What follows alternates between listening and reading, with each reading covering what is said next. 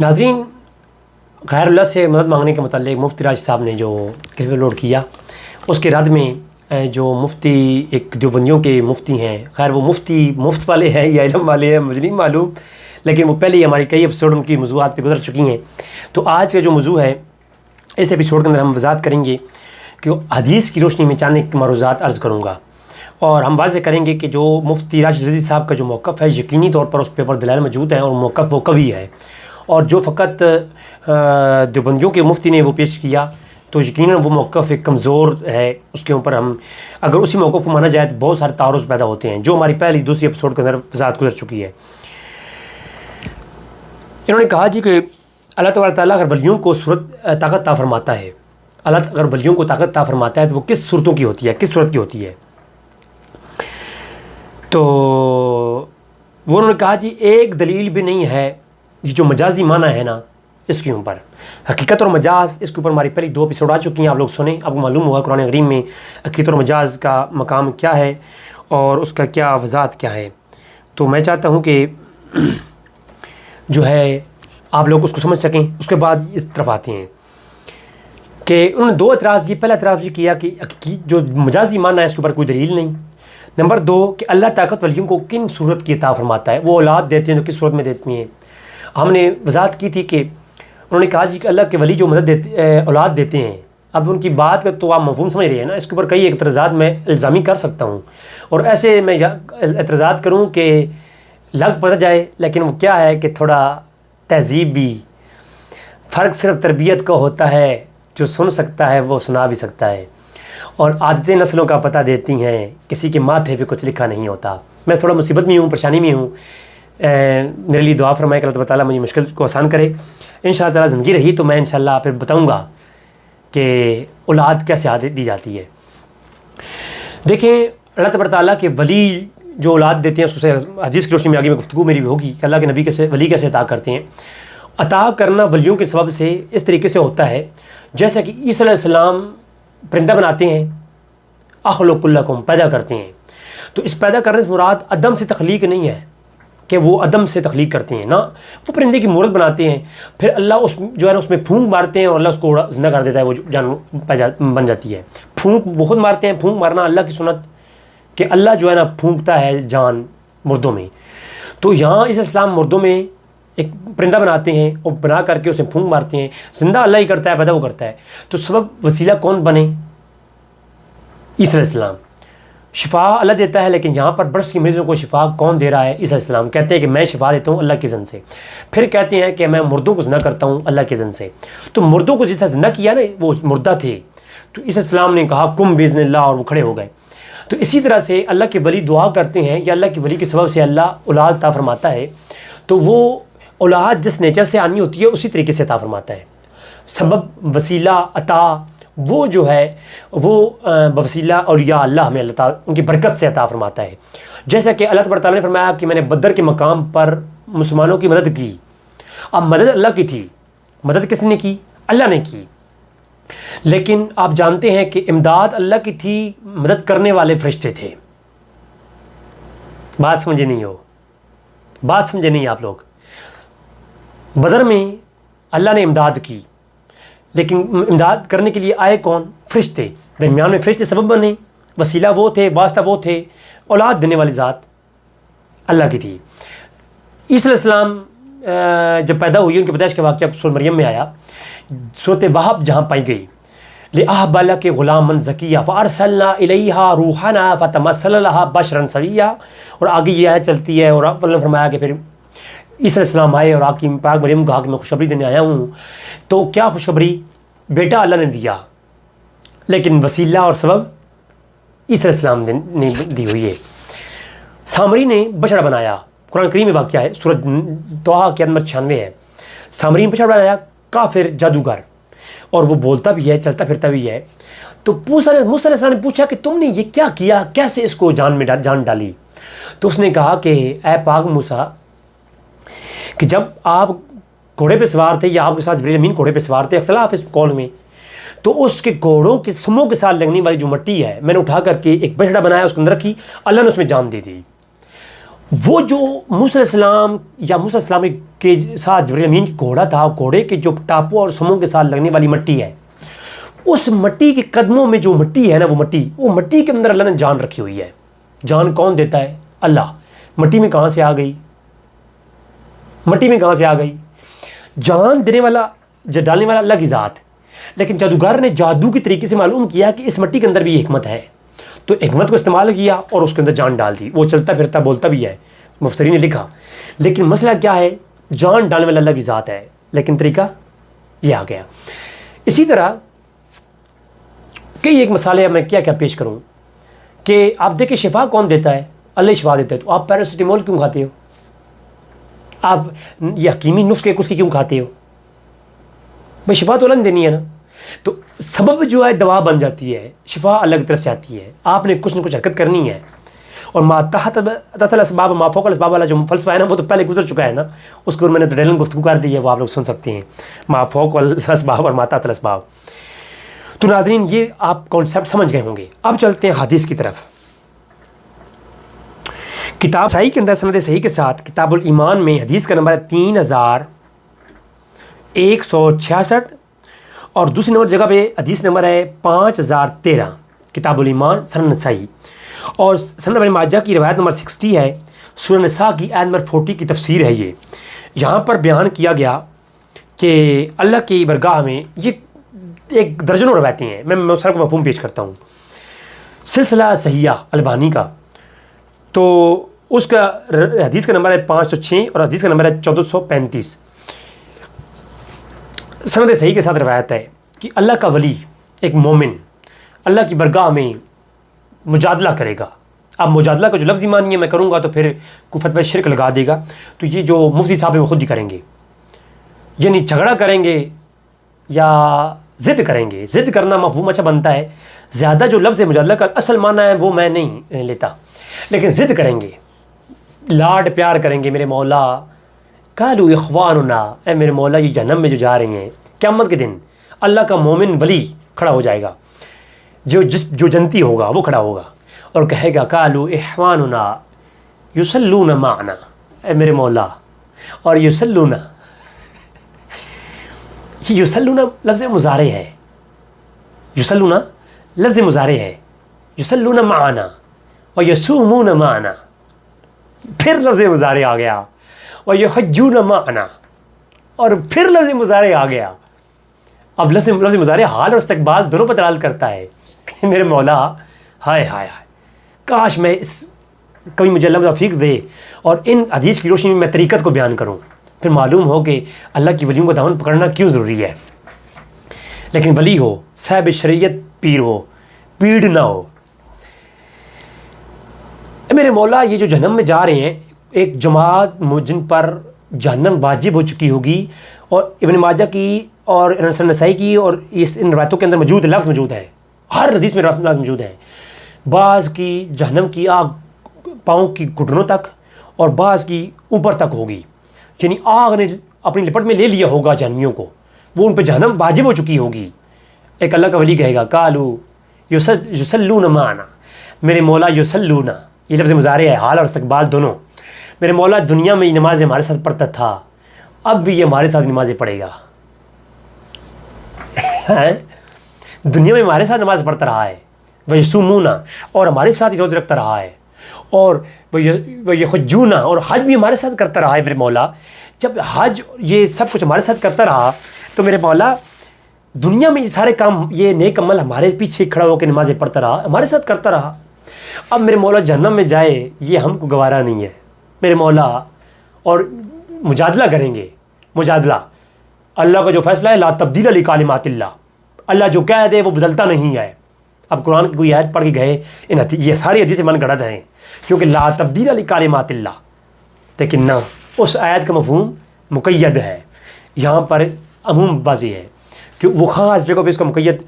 نمازوں کا دیکھیں، 50 نمازیں فرض ہوئیں، 5 ہو گئیں، لا تبدیل لکلمات اللہ کا کرو گے اطلاق نہیں کرو گے، کیونکہ اس کا مفہوم علماء نے بیان کیا ہے، مفسرین نے۔ اچھا، سند صحیح کے ساتھ روایتیں، ایک اللہ کا ولی ضد کرے گا، میرے مولا یہ دنیا میں نماز ہمارے پیچھے پڑھتے رہے ہیں، جنت میں ہمارے ساتھ پڑھیں گے، یصلون لفظ مضارع ہے، اور یسومونا اور روزے بھی جنت میں ہمارے ساتھ رکھیں گے. میرے مولا یہ جہنم میں جائے ہم سے برداشت نہیں ہے. اللہ فرمائے گا جاؤ جس جس کو پہچانتے ہو اپنے ساتھ جنت لے کے جاؤ. ہائے ہائے ہائے ہائے. اب کوئی یہ کہے دنیا میں ولی تھا تو مدد کرتا تھا, مر گیا تو پہلی بات ہے مدد طلب کرنا ارواح سے ہے, ولیوں کی نیک روحوں سے. اگر کوئی کہے جی روح کے متعلق تو ہم یہ کہتے ہیں کہ مرنے کے بعد کسی شخص کی جو حیثیت ہے نا وہ ضائع نہیں ہوتی, اس کی جو حیثیت ہے وہ برقرار رہتی ہے. مثلا بخاری کے اندر روایت ہے جب شہید ہوئے لوگ نا تو حضور نے فرمایا جن کو قرآن کریم زیادہ حفظ ہے نا, قرآن جس کو زیادہ یاد ہے, جو قرآن کا زیادہ عالم ہے وہ سب سے زیادہ اسے آگے دفن کرو. جو بڑے حافظ قرآن تھے ان کو آگے ان شہیدوں میں سے پہلے وہ دفن کیے گئے, پھر پیچھے جن کو تھوڑا یاد ہے, پھر اس سے پیچھے جن کو تھوڑا یاد ہے وہ مر گئے, لیکن اصلیتیں مرنے کے ساتھ اصلیت جو ہے وہ برقرار رہتی ہے, وہ ختم نہیں ہوتی. آپ دیکھیں اس پہ کئی دلائل ہیں, میں اس طرف جا نہیں رہا. کوئی یہ نہیں کہہ سکتا دنیا میں تو کرتا تھا, دنیا میں مدد لو تو شرک نہیں ہے, مر گیا تو لو تو شرک ہے. یہ کوئی ٹرم نہیں ہے. شرک ہے, زندے سے کرو تب بھی شرک, مردے سے کرو تب بھی شرک. شرک تو اپنی جگہ شرک ہوتا ہے. شرک کی کوئی ایسی قرآن و حدیث میں نے نہیں پڑھی ٹرم. زندہ سے کوئی کام کرواؤ تو وہ توحید ہوتا ہے, مر جائے تو کرواؤ تو شرک ہو جاتا ہے. یہ ساری من گھڑت ہیں. یہ قرآن و حدیث سے دوری کی وجہ سے کوئی لوگ ایسی باتیں کرتے ہیں. اہل علم ایسی بات کبھی نہیں کرتے. اور مرنے کے بعد جو دنیا میں آپ کی ہیلپ کرتا ہے نا, مرنے کے بعد بھی ہیلپ کرتا رہتا ہے. اس پہ دلائل موجود ہے, کر سکتا ہے وہ, اس کو تصرف موجود, اس کو تصرف ہے اس بات پہ, دلائل موجود ہیں. ایک حدیث پیش کر دیتا ہوں اس کے اوپر. جامع ترمذی کے اندر روایت موجود ہے, صحابہ کرام نے خیمے لگائے. ایک شخص نے خیمہ لگایا تو تبارک الذی بیدہ الملک وہو علی کل شیء قدیر سورہ ملک کی تلاوت کی آواز آ رہی ہے. جب تلاوت ختم ہو گئی نا, اب صحابی رسول تلاوت سنتا رہا. جب تلاوت ختم ہوئی پھر اٹھا, اللہ کے رسول کی برگاہ میں خیمے میں گیا. یا رسول اللہ جہاں میں نے خیمہ لگایا ہے بندہ وہاں پر کوئی نہیں, لیکن سورہ ملک پڑھنے کی تلاوت کی آواز آ رہی ہے. اللہ کے رسول نے فرمایا جہاں تم نے خیمہ لگایا ہے نا یہاں نیچے کوئی قبر ہے, اس کے اندر شخص تلاوت کر رہا ہے. ہائے ہائے ہائے ہائے ہائے. اس روایت کی سند کے اوپر بات کرنے کو میں تیار ہوں. ہائے ہائے ہائے, حد ہو گئی. جامع ترمذی کی روایت ہے یہ, اور دیگر جو ہے نا مختلف کتابوں کے اندر آئی ہے مختلف طریق کے ساتھ. وہ شخص تلاوت کر رہا تھا. پہلی بات ہے اللہ کے رسول سبحان اللہ, آپ کی نگاہ کمال دیکھیں نگاہ کا. زمین کے اندر ایک شخص تلاوت کر رہا ہے, رات کا وقت آ کے ابھی پڑاؤ کیا, ابھی خیمے لگائے قافلے نے. اللہ کے رسول کو یہ بھی معلوم ہے کہ جس جہاں پر تم نے خیمہ لگایا یہاں نیچے قبر ہے, اس میں وہ تلاوت کر رہا ہے. تو معلوم ہوا جو شخص, یا رسول اللہ وہ کیسے؟ فرمایا دنیا میں سورۃ ملک پڑھا کرتا تھا. جو دنیا میں سورۃ ملک پڑھتا ہے مرنے کے بعد بھی پڑھتا رہتا ہے.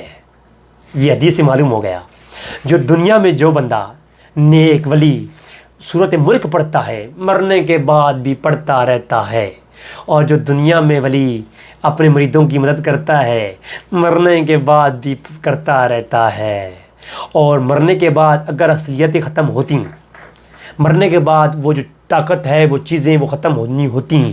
ایسے ہزاروں دلائل اللہ کی قسم میں پیش کر سکتا ہوں. ابن قیم کی کتاب روح پڑھ لو جو تم لوگوں کا امام ہے, آپ کو یہ بات سمجھ آ جائے گی.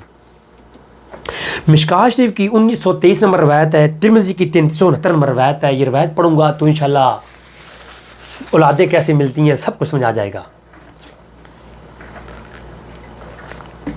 البانی نے صحیح کہا اس کو. مشکوٰۃ شریف کے اندر 1923 نمبر روایت میں عنوان یہ ہے کہ اللہ نے جب زمین کو بنایا تو زمین جنبش کرنے لگی, حرکت کرنے لگی. اللہ نے اس کے اوپر پہاڑ رکھ دیے. فرشتے حیران ہو گئے. اللہ نے جب زمین کو بنایا تو زمین کے اوپر زمین جنبش کرنے لگی, حرکت کرنے لگی. سند صحیح کے ساتھ روایت ہے, البانی نے سلسلہ صحیح کے اندر بھی لکھی ہے. تو جب زمین کانپنے لگی تو اللہ نے اس کے اوپر پہاڑ نصب کر دیے. فرشتے حیران, میرے مولا کیا تیری مخلوق میں ان پہاڑوں سے طاقتور بھی کوئی چیز ہے؟ فرمایا ہاں طاقتور چیز ہے. کیا؟ فرمایا پہاڑوں سے طاقتور لوہا ہے, جب یہ چیرتا ہے تو پہاڑوں کو بھی چیر دیتا ہے. تو میرے مولا کیا یہ لوہے سے طاقتور بھی کچھ چیز ہے؟ فرشتے کہہ رہے ہیں. فرمایا ہاں لوہے سے طاقتور چیز آگ ہے, جب جلتی ہے تو لوہے کو پگھال دیتی ہے. فرمایا میرے مولا کیا آگ سے طاقتور بھی کچھ تیری مخلوق میں چیز ہے؟ فرمایا ہاں پانی ہے، جب سمندر کا پانی آتا ہے تو آگوں کو بھی بجھا دیتا ہے۔ میرے مولا یہ پانی سے طاقتور بھی کوئی چیز ہے؟ فرمایا تیری مخلوق میں؟ فرمایا ہاں پانی سے طاقتور ہوا ہے، جب آتی ہے تو سمندروں کا رخ بدل دیتی ہے۔ میرے مولا یہ تمام مخلوقات میں تمام چیزوں سے سب سے زیادہ طاقتور بھی تیری کوئی مخلوق میں چیز ہے؟ فرمایا میرا مومن بندہ ہے، میرا ولی ہے۔ ہائے ہائے ہائے ہائے، معلوم ہوا یہ مومن بندہ پہاڑوں سے طاقتور، لوہے سے طاقتور، پانی سے طاقتور، ان اللہ کی مخلوقات میں سب سے زیادہ طاقتور ہے۔ جب یہ مومن بندہ، اور پھر اس کے علاوہ یہ جناب المعجم الکبیر طبرانی کی روایتیں ہیں، انشاءاللہ اگلی ایپیسوڈ کے اندر اس وضاحت آئے گی حدیث کی روشنی میں، کہ جب مومن بندہ دعا کرتا ہے تو اللہ کے ایسے بندے ہیں 300 بندے، جب اللہ کے ولی، ان 300 ولی اللہ کے ہر وقت زمین میں ہوتے ہیں، ان میں سے جب 40 فوت ہو جاتے ہیں پھر اللہ ان کی جگہ 40 لاتا ہے۔ ایک روایت میں 8 فوت ہوتے ہیں تو 8 جگہ پھر 8 لاتا ہے، پھر ان میں سے جو 8 ہیں وہ فوت ہوتے ہیں تو باقی اوپر والے جو ہے نا ان 8 کی جگہ پہ آ جاتے ہیں، پھر نئے 8 ان میں ایڈ کر دیتا ہے۔ تو اس طرح سے اللہ کی کائنات میں ایسے ولی ہیں جو پہلے فوت ہوتے ہیں، تو اللہ ہر وقت اپنے کائنات میں ایسے اللہ کے نیک بندے ہوتے ہیں جو پہلے فوت ہوتے ہیں، اللہ پھر ان کی جگہ پہ اور جو ہے نا اللہ کے ولی آ جاتے ہیں۔ تو ایسے لوگ ہیں، اللہ فرماتا ہے تمہیں اللہ فصلیں اگاتا ہے تو ان کے وسیلے سے، اللہ تمہیں بارش عطا فرماتا ہے تو ان کے سبب سے، اللہ تبارک تعالیٰ تمہیں روزی عطا فرماتا ہے تو ان کے وسیلے سے۔ تو اگرچہ اس کی سند کے اوپر بحث ہے، لیکن اسی روایت کو اب سند صحیح والی روایت سے ملاؤ کہ اللہ فرماتا ہے کہ ان تمام مخلوقات میں سب طاقتور چیز میرا اللہ کا ولی ہے، میرا ولی ہے۔ اور پھر ولی کی شان کیا ہوگی؟ تم اولاد کی بات کرتے ہو، ولی جب ہاتھ اٹھائے تخت بلقیس آ سکتا ہے، علی اگر ہاتھ اٹھائے ڈوبے ہوئے بیڑے تر جائیں تو وہ اللہ کا ولی ہاتھ اٹھائے تو اولادیں نہ ملیں؟ کیسے ممکن ہے؟ پھر یہ سلسلہ صحیح کی 979 نمبر مسند احمد کے اندر 19,167 نمبر روایت ہے۔ اللہ فرماتا ہے جب میرا نیک بندہ، صالح بندہ نوافل کے ذریعے میرا قرب حاصل کر لیتا ہے، میں اس کے ہاتھ بن جاتا ہوں جن سے وہ پکڑتا ہے، میں اس کے کان بن جاتا ہوں جن سے وہ سنتا ہے۔ تو اس کی آپ روایت سنتے رہتے ہیں، میں پاؤں بن جاتا ہوں جن سے وہ چلتا ہے، میں اس کی آنکھ بن جاتا ہوں جن سے وہ دیکھتا ہے۔ اس حدیث کی شروع میں بڑے احمد تفصیل نے کلام کیا، لیکن امام فخر رازی نے جو کلام کیا مجھے وہ پسند ہے، میں تھوڑا سا وہ پیش کر دیتا ہوں۔ امام فخر رازی تفسیر کبیر میں کہتے ہیں کہ اس حدیث کا مفہوم یہ ہے کہ اللہ اپنے بندے کو ایسے عطا فرماتا ہے، وہ آنکھیں ایسی عطا فرماتا ہے، وہ دور و نزدیک سے برابر دیکھتی ہیں، وہ ان کے کان دور و نزدیک سے برابر سنتے ہیں، اس کے ہاتھ دور نزدیک سے برابر پکڑتے ہیں۔ امام فخر الدین رازی یہ تفسیر بیان کرنے کے بعد پھر عاصم بن برقیہ والا واقعہ، امام سیوطی کے اور دیگر واقعے وہ بطور دلیل پیش کرتے ہیں۔ تو جناب ہائے ہائے ہائے، بعض ازلفات بھی نبی اور ولی، ان سے مدد مانگنا، ان کو وسیلہ اور سبب سمجھ کر کے اور مظہر خدا سمجھ کر کے، یہ بالکل مباح اور جائز ہے۔ بالکل اس عقیدے کے اوپر کوئی جو ہے نا کمپرومائز نہیں ہے، ہر جگہ کتابوں کے اندر دلائل موجود ہے۔ نبی شیبہ کے اندر کہ حضرت بلال بن حارثہ جو ہے جب حضور کی قبر انور پہ آئے، اس کے علاوہ ایک اور بھی واقعہ ہے کہ وَلَوْ أَنَّهُمْ إِذْ ظَلَمُوا جَاءُوكَ، وہ جو آیت ہے قرآن کریم کی، اس کے تحت حضرت علی فرماتے ہیں کہ میں ایک دیکھا شخص کے حضور کی تازی قبر کے اوپر ایک شخص آ کے چہرہ لگڑنا شروع کر دیا اور کہتا ہے یا رسول اللہ میں اپنی جان پہ ظلم کیا ہے اور تیرے قرآن میں حکم ہے وَلَوْ أَنَّهُمْ إِذْ ظَلَمُوا جَاءُوكَ۔ تو وہ حدیث سند صحیح کے ساتھ میں نے ایک گفتگو رکھی ہے پہلے بھی، اس سند صحیح ہے اس کی، تو اس کے اوپر دلائل موجود ہیں کہ ایک صحابی حضور کی وفات کے کچھ چند دن بعد آ کے حضور کی قبر پر آ کے مدد طلب کرتا ہے اور اس کی مدد مل جاتی ہے، اسے مدد ملتی ہے۔ ایک شخص ہو رہا ہے، خام اللہ کے رسول نے فرمایا کہ اس شخص کو کہہ دو کہ اس کی مدد ہو گئی، اسے معاف کر دیا گیا۔ اب سند صحیح کے ساتھ مصنف ابن ابی شیبہ اعمش مدلس ہے اس کے اندر، اور سند صحیح بنتی ہے کہ اعمش کے متعلق جو کتاب المدلسین میں ابن حجر نے کہا اور ابن حجر نے سند صحیح کہا فتح باری کے اندر، حافظ ابن کثیر نے تاریخ ابن کثیر البدایہ و نہایہ کے اندر اس کو صحیح کہا، اور دیگر ائمہ نے مسند فردوس کے اندر بھی یہ موجود ہے سند صحیح کے ساتھ یہ روایت۔ حضرت بلال بن حارث جن کا نام مسند فردوس کے اندر موجود ہے اور ابن حجر نے لکھا ہے، مصنف ابن ابی شیبہ کے اندر نہیں ہے، تو وہ آئے قبر انور پر اور آ کر اپنا چہرہ رگڑنا شروع کر دیا اور کہا کہ یا رسول اللہ استسقِ اللہ لامتک فانہم قد ہلکوا، یا رسول اللہ آپ کی امت پر ہلاک ہو رہی ہے تو آپ دعا فرمائیں اللہ بارش دے۔ میرا اس پہ آلریڈی تفصیل کے ساتھ کلپ آ چکا ہے میرا اس ویڈیو پر، اس ایک حدیث پر، مرزا انجینئر کے جواب میں، لیکن میں یہاں صرف ایڈ کروں گا. تو اللہ کے رسول کی برگاہ میں آ کر انہوں نے مدد مانگی، تو حضور خواب میں آیا اور فرمایا کہ عمر کو جاگ کہہ دو پریشان نہ ہو، تمہاری مدد کی جائے گی، تمہیں سیراب کیا جائے گا. تو بعد از وفات بھی انبیاء اور اولیاء سے مدد طلب کرنا بالکل یہ جو ہے جائز ہے، اور دور سے پکارنا بھی جائز ہے. جب اچھا مفتی صاحب نے یہ بھی ٹرم پیش کی، قبر انور میں جا کے مانگنا جائز ہے، اور یہاں سے شرک ہے. ہو پشاوری لتر بندہ ایسے لوگوں کے دماغ کھڑکائے، بھائی وہاں پر جا کے مانگو تو توحید ہو گیا. ایاک نعبد و ایاک نستعین، اللہ کے سوا مانگنا شرک ہے. تو اللہ کے رسول کی برگاہ میں جا کے مانگو تو شرک اور توحید ہو گیا، اور جہاں سے مانگو تو شرک ہو گیا. وہاں حضور قبر انور کے اندر ہے، اوپر مٹی موجود ہے، پردہ موجود ہے، جی موجود ہے. اتنے پردے کے بیر جا کر وہاں مانگو تو توحید ہے. اور پاکستان سے اگر بندہ فقیر مانگ لے یا رسول اللہ انظر حالنا تو شرک ہو گیا.